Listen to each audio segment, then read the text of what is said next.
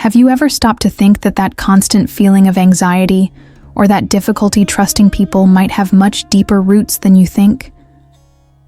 Emotional trauma isn't just a thing of the past.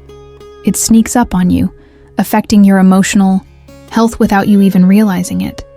It often disguises itself as apparently normal behavior, such as blaming yourself too much or fearing being abandoned even when everything is going well. And here's a statement that may seem controversial. Feeling like you're always breaking down is not a sign of weakness, but of an emotional system that is crying out for help. What nobody tells you is that recognizing these signs is the first step to breaking cycles, to getting out of the autopilot that keeps emotional wounds open. Imagine being able to clearly identify what's holding you back, what's blocking your affection, and what's making you repeat painful patterns. Sound difficult? Not really. The good news is that by understanding these 5 signs, you can start to change quickly, from the inside out, with self-knowledge and care. So, if you've ever felt lost, guilty for no reason, or have that invisible fear of losing the one you love, stay with me. Because in this content, we're going to uncover together the clues that your painful past has left in the present. And more than that, we're going to open the door to a path of healing and emotional freedom that few dare to tread. There are women who carry the world on their backs, even when no one asked them to. It's as if everything bad that happens around her is a little bit her fault, even though rationally, she knows that's not the case. This is one of the silliest signs of emotional trauma: self-blame. She grew up believing that she had to be perfect in order to be loved, and anything outside of that became a threat. The result? She becomes an expert at taking responsibility for other people's pain, while neglecting her own. And this isn't drama, it's a defense mechanism. Imagine a childhood where, every time someone got angry, she felt guilty. Or a relationship where love came with the condition, if you do everything right, I'll stay. Gradually, this defensive behavior became automatic. She apologizes even for crying, feels wrong for having limits, and wears herself out trying to fix what was never her fault. This emotional overload becomes a chronic form of anxiety and sabotages emotional health. One way to start changing this?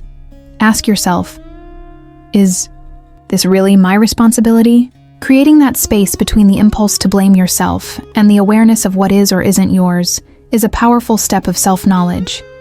It may seem small, but it weakens the emotional scars and brings you closer to healing. However, this kind of healing is often frightening, especially when the fear of losing someone is greater than the desire to preserve yourself. It's funny how, even when everything is peaceful, she senses that something bad is about to happen. You know that constant feeling that the ground is going to disappear at any moment? That has a name: emotional trauma. The fear of being abandoned doesn't come out of nowhere. It's rooted in old emotional wounds, created in environments where love was unstable, conditional, or unpredictable. And this fear, irrational though it may be, begins to direct her thoughts and choices in relationships. She analyzes every message, every silence, every change in tone of voice. She creates entire dialogues in her head, anticipating discussions that never existed. This isn't madness, it's emotional hypervigilance. Her brain has been trained, often since childhood, to identify signs of danger, even when there are none. So when someone shows affection or a stable presence rather than security, she feels anxious, because her painful past has taught her that calm usually precedes a storm. What can she start doing? Learn to recognize these triggers. When fear strikes, she can say to herself, "That's my trauma talking, not reality."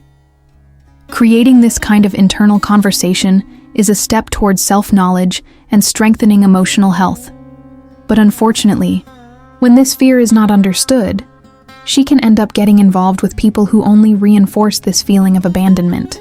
She swears it will be different, that this time she's found someone who understands her, who cares. But over time, the patterns return. Control disguised as care, coldness disguised as strength, absence disguised as independence. This isn't bad luck, it's repetition. The emotional trauma makes her confuse pain with love, because in her history, that's how she learned what affection was. And her brain, in order to protect itself, chooses what is familiar, not what is healthy. It's common for her to think it's normal to have to prove that she deserves attention, or accept crumbs because nobody's perfect. But this isn't maturity, it's emotional survival. Unbalanced relationships become her emotional comfort zone, even if they hurt her. The truth is that when she has open emotional wounds, her emotional radar is damaged. She sees connection where there is only neediness and tolerates emotional blockages as if they were love challenges. To start breaking this cycle, she needs to take an honest look at herself. She can write down the pattern of her last relationships, identify what has been repeated, and ask herself, is this affection, or is it more of the same? This simple exercise in self-knowledge brings clarity. And when clarity arrives, so does the chance to create new criteria for emotional attachment. But even when you start to see all this, the fear of allowing yourself to be happy can still sabotage the path. She finally finds someone who treats her well, who listens, cares, and welcomes her. But instead of peace, she feels mistrust. Instead of enjoying herself, she puts up a fight. It's as if happiness came with a silent alarm. Don't get used to it. It's going to end. Emotional trauma leaves invisible but deep scars. And when life starts to work out, she gets scared. Because deep down she still carries the fear of reliving the painful past that taught her that love hurts. Defensive behavior appears in subtle ways.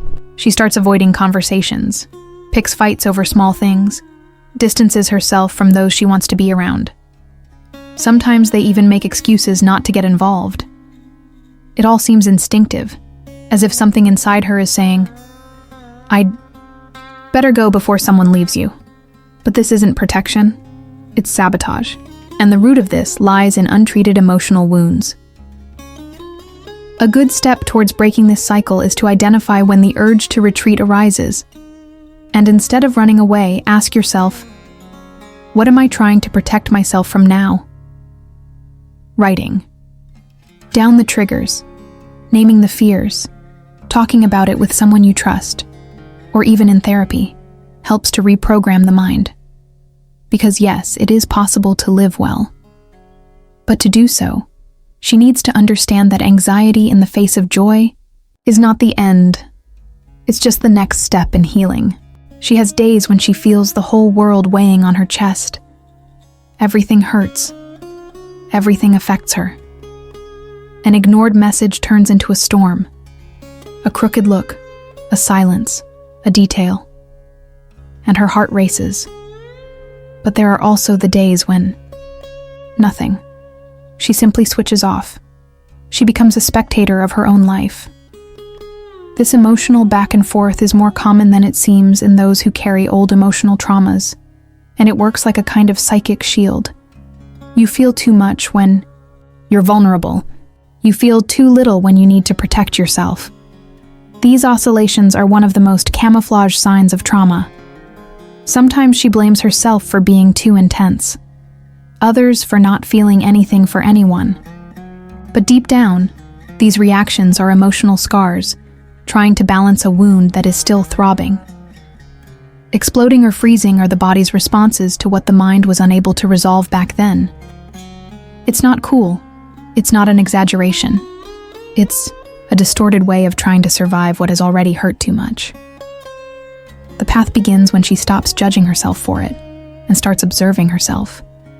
Identifying the moments when she reacts with extreme intensity or completely anesthetizes herself is a vital step in the process of self-knowledge.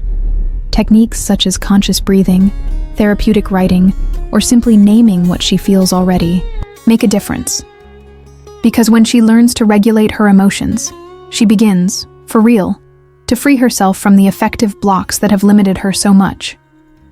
And then a new space emerges. one where emotional health finds room to flourish. Now that you know these signs of emotional trauma, the big question is, what are you going to do with this knowledge? Are you going to continue allowing these wounds to affect your relationships and your emotional health? Or are you going to take charge of your life and start transforming these scars into learning? Remember, self-knowledge is the key to breaking through emotional blockages and building healthy relationships, with more emotional control and less anxiety. Have you stopped to think about which of these signs appear most in your daily life? What defensive behaviors do you recognize in yourself? I challenge you to reflect and share them here in the comments. Opening up this dialogue is a fundamental part of your journey. And if you really want to grow, stay with me. Subscribe to the channel and activate notifications to keep receiving content that will help you untie these emotional knots, step by step. You deserve to live without fear, guilt, or emotional barriers. Shall we walk this path together? After all, healing begins when we decide to no longer be prisoners of the past.